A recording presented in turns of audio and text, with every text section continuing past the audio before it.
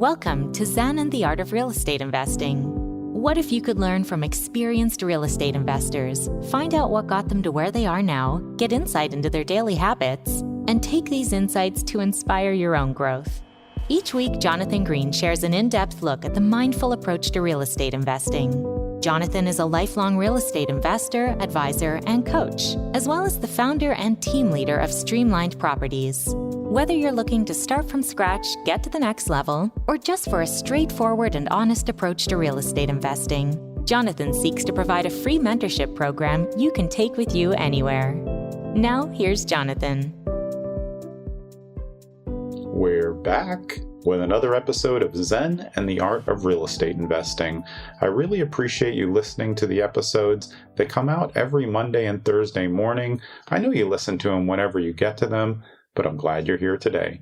My guest is Michael Wagman, and we're going to talk about staying nimble with mission-driven multifamily investing. But we go way back, and you're going to find out soon that Michael's first taste of real estate came from HGTV. Could that be you too? Let's go. This is episode 188 of Zen and the Art of Real Estate Investing with my guest, Michael Wagman. Michael is the founder and a managing partner of Nimble Capital Group, where they hold a portfolio of multifamily, retail, commercial, and raw land assets. And you'll hear soon that Michael got started doing fix and flips all across Central Florida, so he's been in it for a while. Michael, welcome to the show. Thanks so much for having me. Happy to be here. Yeah, I'm ready to get into your background and how you started, because I always tell people now is not a great time to fix and flip. Why did you start with flipping? And was that the right choice? Yeah, so this would be 2016-ish, 2017, 2016 timeframe. I had been watching too much HGTV. There's no other way to say that. It looks so easy. I know. There's no other way to say it. You know, I wouldn't have even known that it was like a thing that people did if it wasn't for the shows, right? Yeah. So, all credit to Fix or, Flip or Flop or those people. All credit goes to them, I have to say. But, I had done a career change. So I had just left my full-time job. I was living abroad. I moved back to the U.S. I had some savings, and I said, I'm going to do this house flipping thing. And I really was watching the shows, and I said, I could do that better than they could. I'm sure everybody thinks that a little bit when they're watching the shows, good decision, bad decision. But I actually went for it, and I bought my first house all cash, my own cash, right? So I didn't know anything about other people's money at the time. Yeah. Fixed it up all my own cash and came out betting on yourself, though. Yeah. I mean, that's, what was it about watching the shows? I mean, one, like you said, you thought you could do it better, but was there something about the real estate portion, just the fact that they were doing value add and you knew, hey, look, now they can sell it for this much? That sounds pretty good. Well, I mean, they really sell the idea of making a ton of money on doing something that seems creative and fun. And I think anybody would be hard pressed to say that sounds like a bad idea, right? Yeah. Like you're going to enjoy it and you're going to make a lot of money at the end. So that's really kind of how I got sold. Yeah, so let's just talk first flip. How did the first one, cash buy and then the renovation match up to what you thought it was going to be like on Flip or Flop? Nothing at all like that, unfortunately. Nothing like the TV shows. I bought the house for $66,000 cash near Daytona Beach, Florida. Oh, okay. It was a 2-bedroom, 1-bathroom, and I couldn't afford professional contractors, so I hired a handyman. And thankfully, it wasn't like a huge lift, no major external work, nothing like that. But me and one handyman did all the work ourselves in a Florida summer with no AC in the house, laying tile. Yeah. And I had no idea, I'm learning all this stuff for the first time, how to lay tile and, cut boards and things like that. But it was fun and it was gratifying and it was a hell of an experience. And after all was said and done, I think I put about 25 into the renovation. I was kind of into it for about 95, got an offer at 117, but then I learned about closing costs. So I think all said and done, I walked away with like 10 to 12 grand profit. And that was in about 6 months. So Yeah, good learning lesson, and that's It was. actual real sweat equity with that Florida summer. If you went back now, would you do that again? Maybe not I the would same burr the deal. way. I would 100% burr the deal. I had people actually asking me to rent it at the time, and I was like, "What? Why would I rent it? I need the money back." It was all my own cash, right? Yeah, But yeah, I didn't know that refinancing was an option at the time, and I probably would have 2 or 3x my money on that deal by now, if I'm being honest. yeah, yeah. But I Yeah. mean that's part of the journey, though. And I think like if you do your first one and you don't lose a bunch of money, that's pretty solid. Yeah, it You gave know, me the confidence to go buy a second one. And the second one, same story. I still used all the profit, all the money I made on the first one on the second one yeah, before I started listening to Bigger Pockets and learning about OPM and stuff like that. But, I made a little bit more money on the second one. I think I made 30 grand or so. So, call it 45 grand in a calendar year. You might as well work, a regular job, but it was enough to get me going and really start the journey. So. yeah. Because you had worked out of the country and then you were coming back and switching careers, were you thinking like, hey, this is going to be a way to time freedom and something that would, be your future? I think I was just too stubborn to know better at the time. I mean, I was 25 years old when I started. Yeah. And I had worked in the corporate world from age, 21 to 25, more or less. And at some point I said, never for me, not again. I can't. I don't know if it's a personality thing or what, but I think that I have better ideas than everyone around me. Yeah. Oh, that sounds like me. I think I've said that in quotes. and when people tell me, to do things, and I'm like, that's a terrible idea. I can't make myself do it. So I never worked for anyone else again from age 25. Yeah, I understand that completely. It is hard. I mean, and it's hard to know that like, hey, I don't want to do this, but how am I going to make money? But like I said in the beginning, you bet on yourself, and to not lose and then to make more the second time means you're going in the right direction. And I think for people who are even now trying to flip into, something new and do that flip in a new market, you still have to be careful enough. And, if you're not leveraging OPM in the beginning, you're going to be safer to bet it on yourself. So where did you go from there? You got 2 flips under your belt that didn't go terribly. That second one went much better. How did it progress from there? So that was the first year. And I spent the next 2 years kind of hopping around Central Florida, flipping houses. And eventually I bought a 4-unit building and I lived in one of the units. And that was kind of the first aha moment. Light bulb, yeah. Yeah. And I ended up fixing up and renting out all of the other 3 units and living in one. And all of a sudden I had no housing payment anymore. And not only did I have no housing payment, but I was making a little bit of money every month. And that was the start of something for sure. Yeah. How was it being a first time landlord? Because that's sometimes tough for people, especially when you're house hacking and on site. Yeah. And, I didn't know better at the time. Looking back, I probably wouldn't have told the other tenants that I was the landlord. I think they, treated me a little differently because of that. But for the most part, I had renovated all the units right before moving people in. So not a lot of complaints, not a lot of things breaking down. It was in a pretty good area.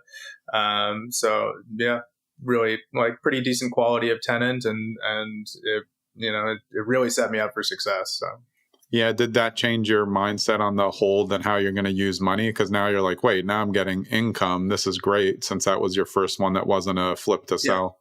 I went on to buy 2 more duplexes immediately after that. And I was like, why am I flipping deals? And then I had a really bad experience with the last flip I ever did. Probably every flipper's had a bad experience, but this was enough to shake me and be like, this model isn't working for me anymore. And I need to focus more on multifamily and buying rentals. So.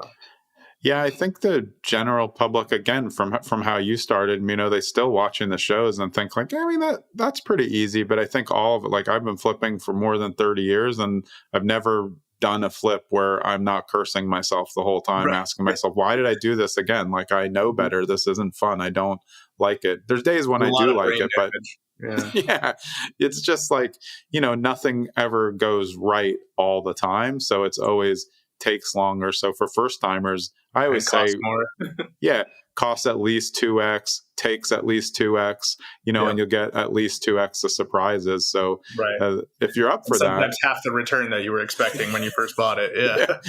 Yeah, which, can, again, like you said, you start to add in those closing costs, and then you're like, oh, I thought I was making 27. 10 is a little bit different. Yeah, and short-term capital gains too. Yeah. So, I mean, at some point during that time, though, you found bigger pockets. What type of information were you using from that, or books or other resources, other investors that helped you? Yeah, I was listening to the podcast religiously, and this was in the, I know it's gone through some evolution. It was in the Brandon and Josh days? This is after Josh. This was Brandon David days. Oh, okay. But yeah, I mean, I listened to every single episode every week, and then I went back and listened to all the old episodes too. And I just started, immersing myself in the knowledge that, I could glean from it. But at some point, this is a pretty funny story. I had a plan to buy 10 duplexes. That was my goal. I wanted to get up to 20 units, and I wanted to do it with 10 duplexes. Mm-hmm. And I had a conversation with a guy, and it's such a shame that I don't remember his name to this day. He was just, you connect with a lot of people, going to meetups and things like that. But he basically was like, why are you going to buy 10 duplexes? You should just buy a 20-unit building. And I was like, what do you mean? Is that possible? Yeah. Yeah. Is that something I can do?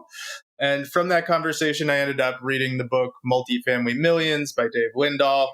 I ended up, joining his mentorship program, and then kind of, that's the trajectory I went from there, learning how to raise money, learning how to syndicate deals, learning how to get into really large multifamily.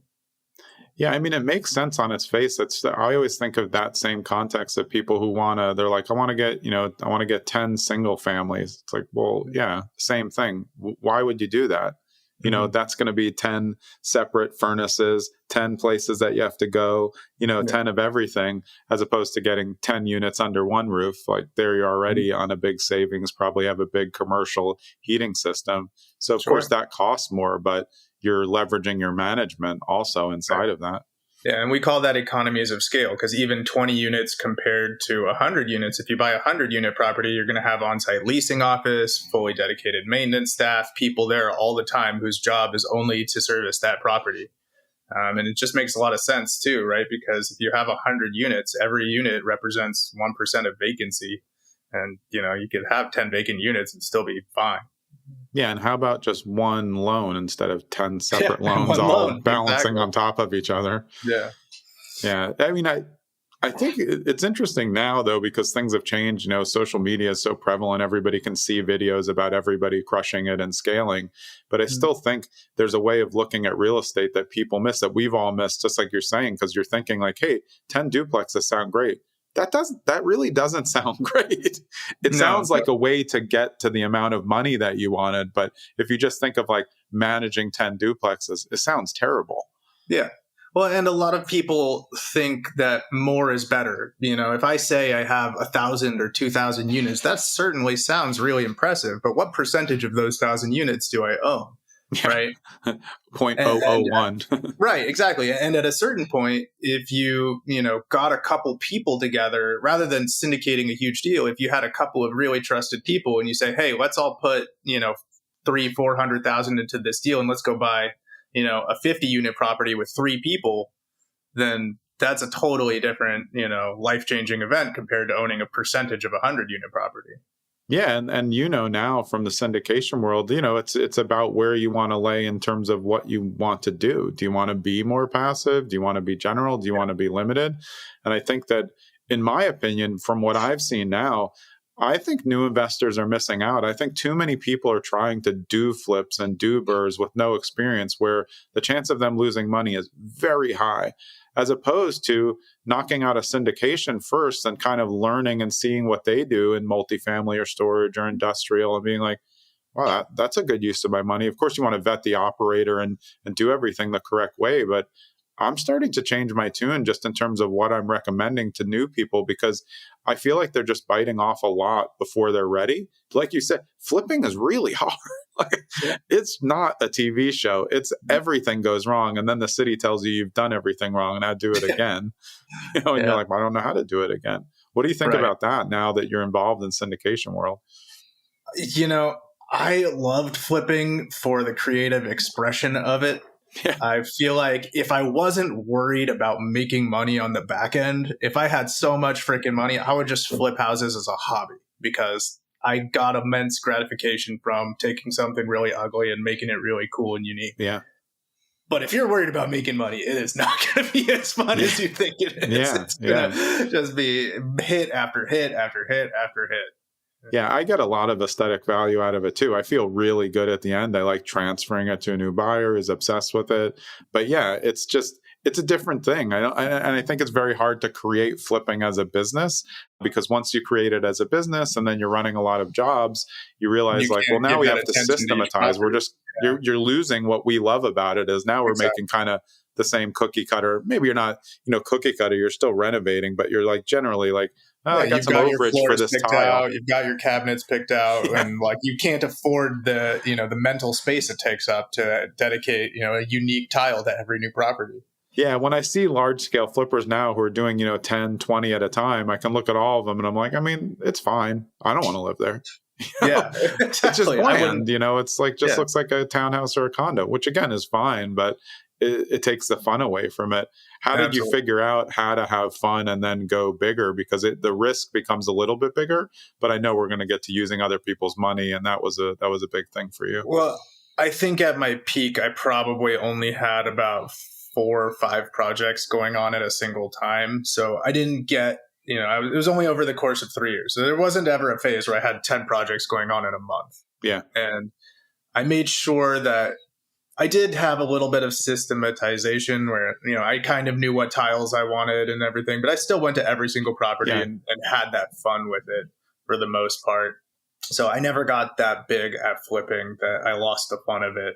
But I did get big enough that it caused a lot of brain damage. So. Yeah. I mean, rightfully so. It's a lot of moving parts. When you transferred in and did you end up getting that like a 20 unit then when that time came, or you read the books and then what was the first asset that you got that was commercial? Yeah. So I read the books and then I happened to move from Florida to Arizona where I currently still live right at the beginning of 2020. So obviously that was a very interesting period of time. And, as COVID happened and as the inflation happened and the value of real estate started shooting up, I saw an opportunity to sell all the stuff all my rentals that I still owned in Florida. And looking back, if I had held on just one more year, I probably could have, 3x my money. You still did well, though. That's like Yeah.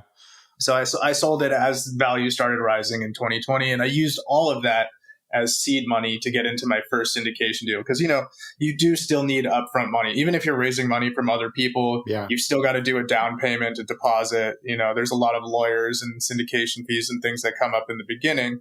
So I walked away with a pretty decent little chunk of cash from that, but I used all of that money to help me lock up my first syndication, which was a 60 unit deal. Yeah, awesome. So at that time, had you met your partner in Nimble yet, or did you do that while this is all happening together? Yeah. So I met Mike. So Mike also lives in Phoenix, and it's just so happenstance. Like I mentioned before, we both joined a mentorship program.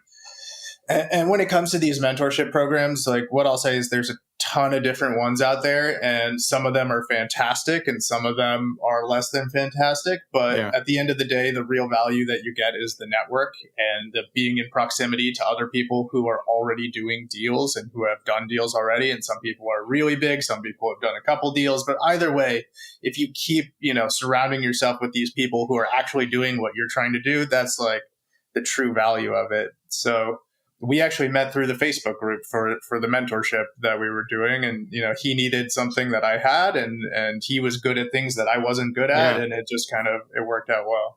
Yeah, I found that to be a very consistent trend across them. I think people, sometimes you sign up for the wrong one, but if you just focus on who else signed up for the wrong one, you're all in the same boat.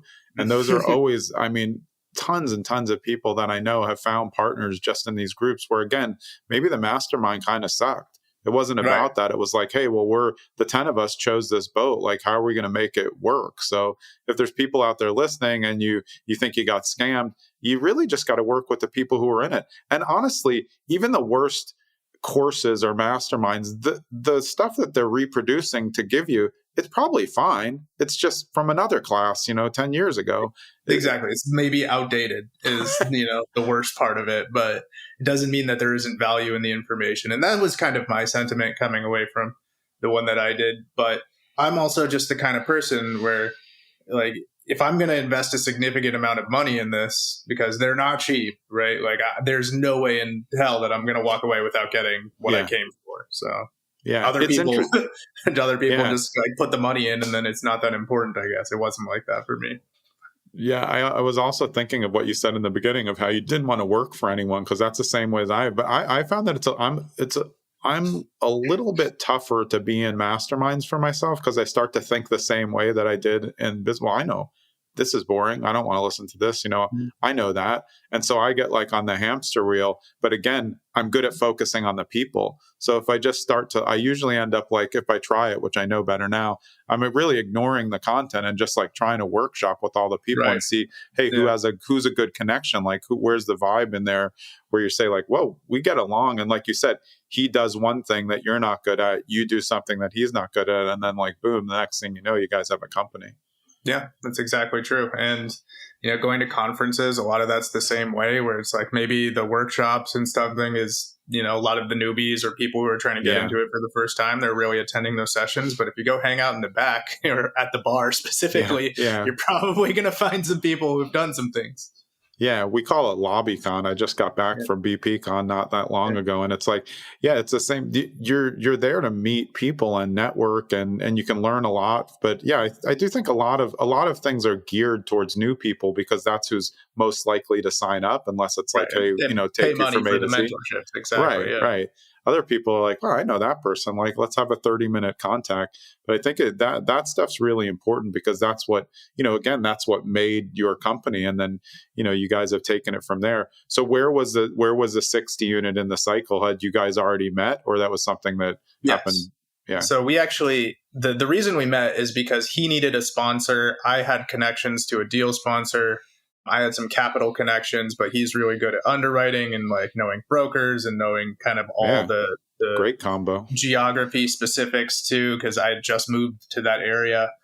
So that deal, the first deal didn't work out, but the second one, he was like, hey, like, let's stay in contact. You want to partner up on this one? And that was in Las Cruces, New Mexico. And to this day, it's really still like, it almost set a bad precedent for the rest of the deals we did, because it went so smoothly. Like things are not, they never, ever, ever go that smoothly. And it's such a well-performing asset.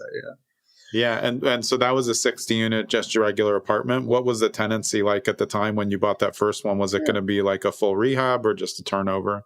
Yeah, mostly just a turnover. We did a lot of work on the exterior. We've improved the property significantly, but as far as the interior of the units, it's just kind of, maintaining B-class. It's a nice B-class asset, no headaches, pretty good tenant profile, not a lot of problems there consistently. I mean, we did buy it. There's an element of timing involved in everything, right? So we bought it in like early 2021. And that was a pretty good time to get into real estate. Yeah. And, probably about a year later, mid 2022, when the interest rates, doubled overnight, it's been a very different time for multifamily ever since then. Right. So there was an element of timing involved. And, everybody who bought deals in like 2019 or 2020, they looked like geniuses for a while. They really did.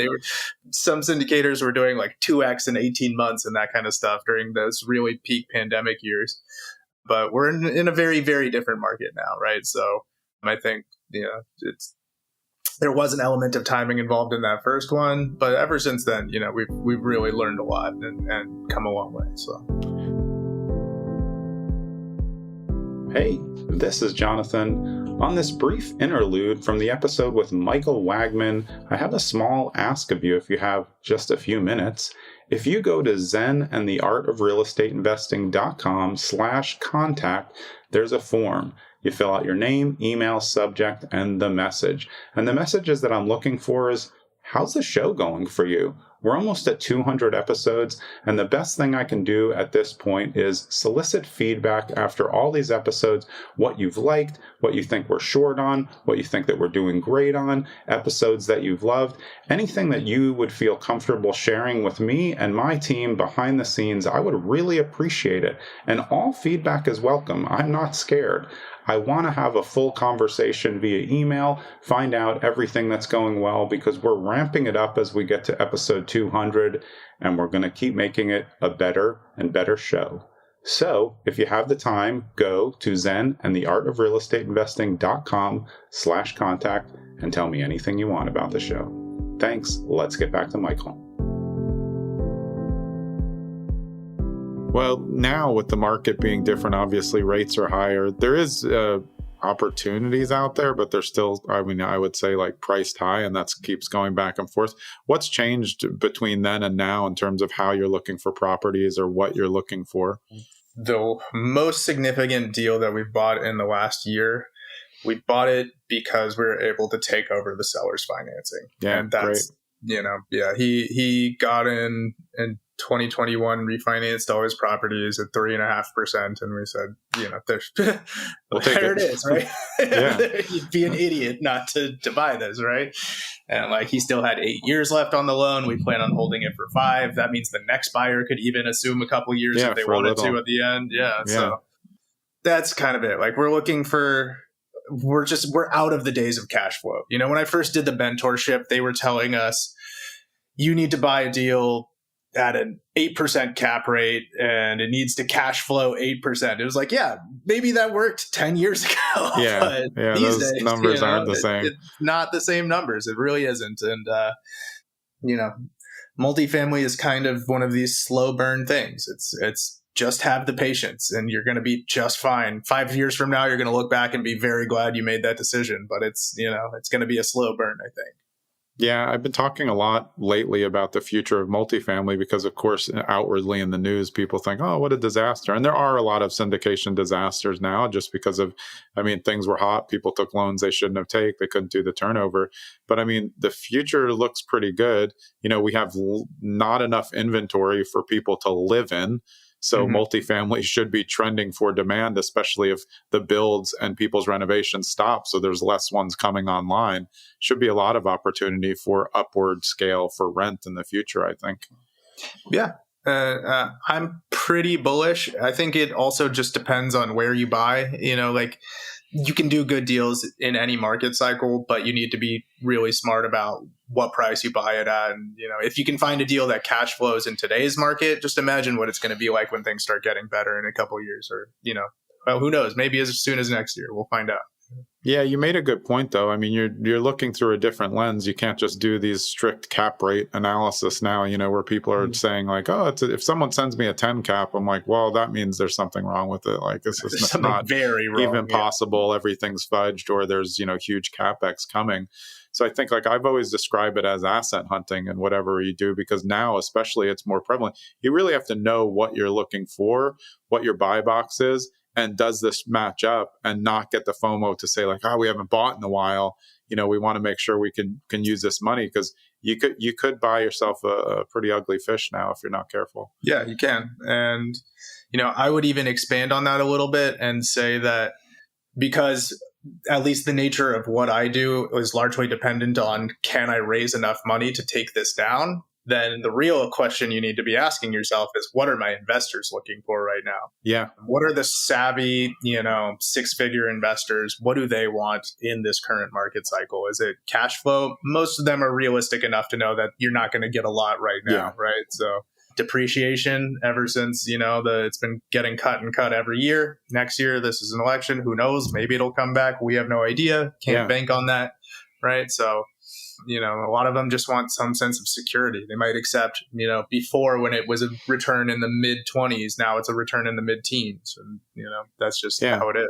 Yeah. That's an important note, though, for people who want to get into GPs for syndications, that taking into account what your overall group is looking for is really important, because the whole good part of being a syndicator is you want to keep recycling the same money into this more deals. They you finish your cycle, and then they're going to just kick money back into another deal because it's easy to build a snowball inside of that. And the only way you can do that is like what you said, okay, well, things have changed a little bit. Are you looking for straight returns? Do you want a windfall later? That can tell you whether you want to do, a rent turnover or a value add that's going to be maybe half vacant, which is going to be a longer wait for money for some people. Right. Do you have a preference on what you personally would be buying now through Nimble? Do you prefer to do value add or rental turnovers and upgrades, like you said, exterior, kind of beautify the place and upgrade it from what it was? The thing is, I would still call that a value add to some degree, maybe to a much lesser degree. I understand the question, because it's really, the question is, how much brand image are you willing to take on? Right. How much of a lift do you want? How much of a lift are you really willing to do? And, if your investors have the patience to not receive a distribution for a while, you can take down a really distressed asset and provide a really great return, but it's also going to come with a whole lot of headaches. Yeah. Right. And so, the other thing that people don't realize about being a GP, and, for anyone in your audience who is thinking about becoming a GP, we don't make almost any money in cash flow, right? Almost all the money we make is in equity, right? Yeah. So what you're really signing up for is massive net worth boosts that are going to be unrealized for 5 years. Yeah. So it's a pretty significant amount of time, right? And so as a GP, the question that you also want to be asking yourself is, how do I make sure that I get paid on this deal? Because the investors always make out great. Our investors, they come first. They get the preferred returns. They get their cash flow. So what can I do to make sure that I also am not working for free for 5 years? And that's really a big question that I'm, trying to ask myself every time I'm looking at taking on a deal right now. Yeah, I mean, I think that's completely fair, because you're doing all the work kind of like on spec for a long time. A little bit, The expectation of the payoff is there. And what you said in the beginning, if you're someone looking at syndication as an LP, one of the questions I always ask is, what skin's in the game for them? So we're not looking at like a long, big bridge loan just to get the money in there, because then, hey, they care if the ship goes down, because they're going to lose money too. Yeah. And that's an important thing. Are there things that you learned along the way when you started taking other people's money to kind of figure out, like, what are the questions that people need to ask when they're looking at syndications, but they haven't done them before? Because we know now there's a lot of syndications that have gone bad. But from what I've seen, the due diligence, it was pretty clear there was an issue and people were just quick to invest. Maybe it looked really shiny. Yeah, I really feel like we did go through, I don't want to call it the golden age, but it felt like multifamily had a real peaking moment, 2020 to 2022-ish time. Couldn't miss. Yeah, you literally couldn't miss. And there's just a ton of money that, flooded the entire financial markets, but a lot of that money that came into the financial markets, people moved directly into real estate because it seemed like such a sure thing at the time. And then people were taking on these loans with adjustable rates, thinking that the rates would never go up because they're so low. And all of a sudden, overnight, boom, your mortgage goes from 10K to 20K. There's your cash flow gone, right? So, the question was, what do first timers ask, or what should they ask, right? To help themselves. Yeah. So we actually just wrote a whole ebook about this, and, not to shamelessly plug myself, but it's a pretty fantastic document that we wrote about things I wish I knew or things I should have asked. I think that's the actual title. Yeah. It's for LPs to ask their GPs, just the hidden pitfalls, deal makers and deal breakers, right? The insurance situations. A lot of times, depending on what market you're in, insurance can double on a yearly basis, especially if you're in Texas. Day by day, as something else happens, it's coming. The age of the property, how old are the pipes, what kind of AC systems does it have, what kind of chiller systems does it have, all sorts of things that a savvy LP, a first timer would never know these things, but these are all questions that kind of get glossed over when they start looking at the return numbers, and they think, well, this is a truly passive investment on my end. I'm going to put this money in. I'm never going to think about it. And I'm going to get, an 8% return every year right from the moment I invest. And then, I'm going to have a 2.5x in 5 years. And, the reality is never like that. These are real properties, real people, things happen. I can't tell you the number. Like, I had a guy drive his car through my building the other day. Like, these are the kind of things that just happen, right? It's real life. You can never predict them. Well, for us, it really comes down to communication. Like, we had a deal that we bought in, and I'm very open about this with all of our investors. Anyone ever asked me, like, did you have a flop or did you have a bad deal? I say, no, but we did buy a deal in July of 2022, which was the same month that the interest rates doubled, and that deal had an adjustable rate mortgage on it because that was all we could get at the time. So we bought it, and overnight we went from like a 5 to a 9% rate or something insane. So fun morning. Thank God that property, we were able to capture like $400 rent bumps. Like, all the due diligence was great. And so we never went underwater, but we also couldn't do our cash flow distribution for 2 years of ownership until we literally just refinanced it like 2 months ago. And that's how long it took to get a refi done, right? So, all of these things are things that a savvy LP should be asking, about. Yeah. We always say, like, if you ask, a GP what their worst deal was and they're like, oh, they're all awesome, you're going to be the one that sucks. And it's probably not true. I mean, because like you said, the asset was great, but jumping a double on your mortgage rate is not great for any asset. No, it's not. That was 100% of our cash flow going to the bank for the last 2 years, and that eats me up inside. Oh, God, that's freaking bad. In terms of the assets, you guys have a multifamily, retail, commercial, and raw land. What's your favorite, I guess, right now? I mean, is raw land something that's great for you because it's buildable and it's something that you guys can plan on for the future? No. So, I mean, those are going to be very, very exciting deals. I mean, if you want to talk about creative expression coming from, being a former flipper, becoming becoming a developer is the next evolution of that. And it's pretty cool. It's like you're making something out of nothing. And it's very, very gratifying. Also comes with about 3x the headaches that flipping comes with. So learning curve there. But we have some really exciting projects in the pipeline. Retail commercial is pretty exciting. There's a lot of potential to make a lot of money there, especially on the deal that we have going and in the town that we have going. A lot of the reason that we bought that deal is because we are heavily invested in that town and we know all the growth that's happening there. We know the history of the town. It's about an hour south of Phoenix. So we know everything that's, going on. We know the mayor.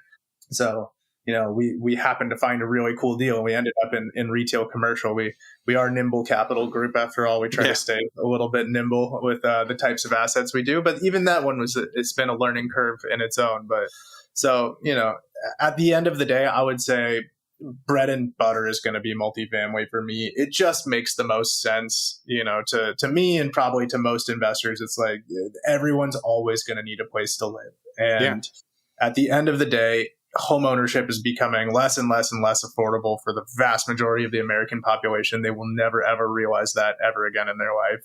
And owning more rentals now is only going to prove, very, very, very valuable in the future.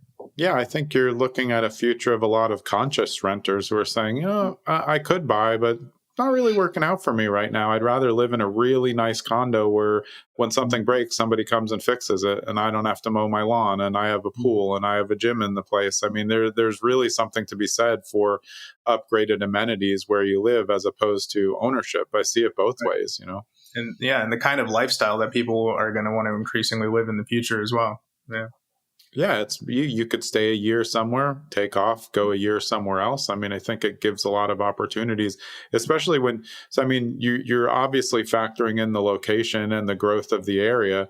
And a little bit of that is risk, but you're risk based on data, right? You're studying these areas, seeing what's happening. Like you said, the mayor in one area, you're like, okay, well, we know the path of progress here. So buying retail is going to make sense.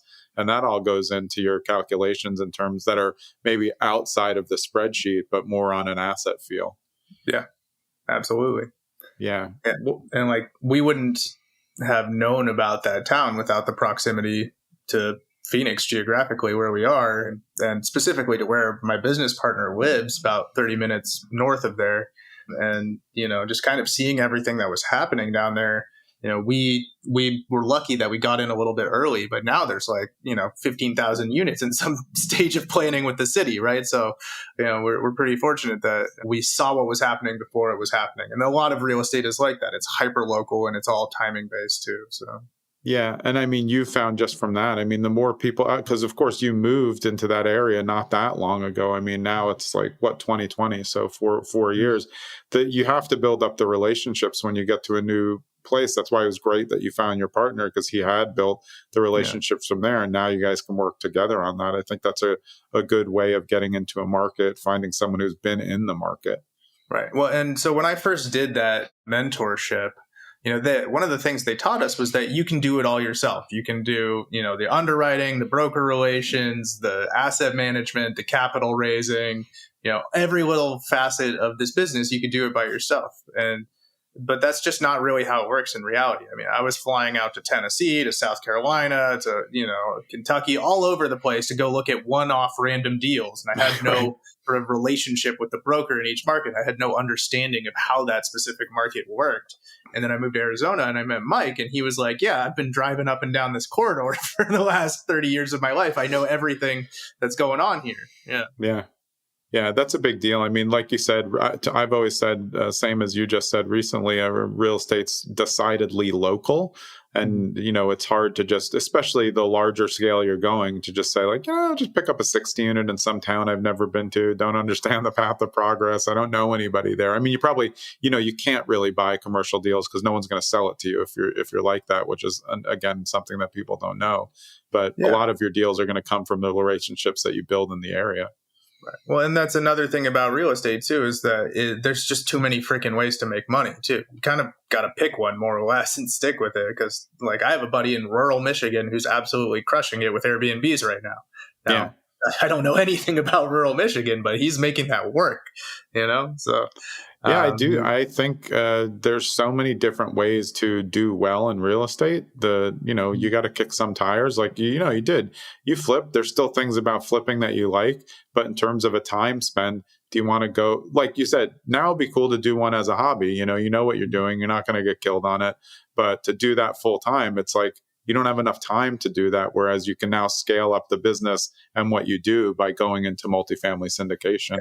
Yeah. Well, and I also tried everything. So back in the beginning of flipping, I also tried wholesaling. That was terrible. I hated everything about that. Props to anyone who does it. It sucks so much. But I mean, that's a sales and marketing business. The product just happens to be real estate, and there's a lot of moral gray areas involved with it. But I tried being a realtor. That actually might have been worse than flipping, than wholesaling. I hated that more than anything in my life. So props to anybody who's a successful realtor, because God, people are horrible. Yeah, I'm on that train, but 99% are the worst, really unworkable. Yeah. And then I tried Airbnb too. I moved out of the unit that I was living in. I tried doing Airbnb with it for a while. That was just more stressful and unpredictable income. So at the end of the day, I did try a lot of different things. And what appealed to me the most was, hey, every single month this check comes in, it's the same. Long-term rentals, it's a good feeling. Yeah. I mean, it really, if you just go back to what you were watching on HGTV, it's here's an asset. I'm going to do things to make it better. Now it's going to be worth more. So if you transfer that to multifamily, now I'm going to have more income because now rents are going to be better because it looks nicer. And I think people forget about that. A lot of assets that you take over, or that any syndicator takes over, like you said, it's not always the biggest lift. It's not always it needs a full renovation. It kind of needs a rebranding and a new feel so that the tenants feel good about it again. So you can just, because if you have 100 units and you inch up the rent a little, you're making a lot more money and your valuation goes up a lot. I think people forget a $100 raise across the board is going to be a huge raise in value. Yeah, depending on cap rates. And so, we've had cap rate expansion for the last 2 years. If they start coming down again, it's going to be a feeding frenzy in multifamily soon, I think. So, yeah. Awesome, man. So where's the best place for people to get in touch with you? Is that at nimblecapitalgroup.com? Yeah, that's our website. There's a contact form on there. I'm also relatively active on LinkedIn. not too much on other socials, but we do have an Instagram page. You can always message us there as well. Yeah. And what markets are you investing in or focused in? So right now we are primarily Southwest based. So we have properties in Arizona, New Mexico, Texas, and Oklahoma. We're a bit opportunistic, but we have a greater understanding of these markets currently just from proximity. So we'll continue focusing there and really just kind of keeping our eyes open and our ears open for when, a good deal happens and not doing a deal just to do a deal. We're finding the deals that work in today's version of the market cycle. And, being that this is an election year and, at the time of this recording, it's about 1 month from the election. So we will see what happens once that happens and, what investor sentiment feels like once it's over. Yeah, I mean, it is a big thing. It's something that's coming. I've gone through so many cycles now. The way that I look at it is I know things are going to change. I have no control over them other than my one vote. And so I'm just going to be ready to pivot to whatever it is. And you guys with your assets, that's what you're nimble, right? That's the whole point. Yeah. And regardless of who wins, it really doesn't matter. It's just that there's a lot of money sitting on the sidelines right now, waiting to know what the next 4 years are going to look like. Yeah, I do. Yeah, just on a, not to go on a political rant, but I do think, of course, everybody has whatever side they want to be on. But like when you're a real estate investor, you just have to react to what it is. It doesn't matter as a real estate investor to which way it is. It can affect you. But again, you just have to pick up the day after the election and then get to work and keep watching. Hey, what's changing? Is depreciation going to get better for us? Or are they going to cut some things here? And that's the way that you can figure out, assets, tax consequences, and things that are going to help you in the future instead of just being, mad about it or happy about it. Yeah, absolutely.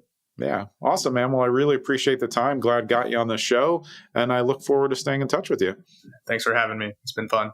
Yeah, awesome. All right. That was Michael Wagman, the founder and managing partner of Nimble Capital Group. I'm Jonathan Green. We'll see you next episode. Thanks for sticking around at the end so you can get a free preview of who is coming up on the next episode of Zen and the Art of Real Estate Investing. And this is another legal show, and that doesn't mean that all we talk about is law, because every attorney, like myself, who comes on the program as a guest, has a full background in real estate investing. And nothing's different about my next guest, Bishoy Habib. He runs a company called Levacy Legal, as well as several other businesses, but this is a law firm focused on real estate and business with a mission to empower you to leave a legacy. I know you're going to enjoy this show, so be on the lookout for the next episode with Bishoy.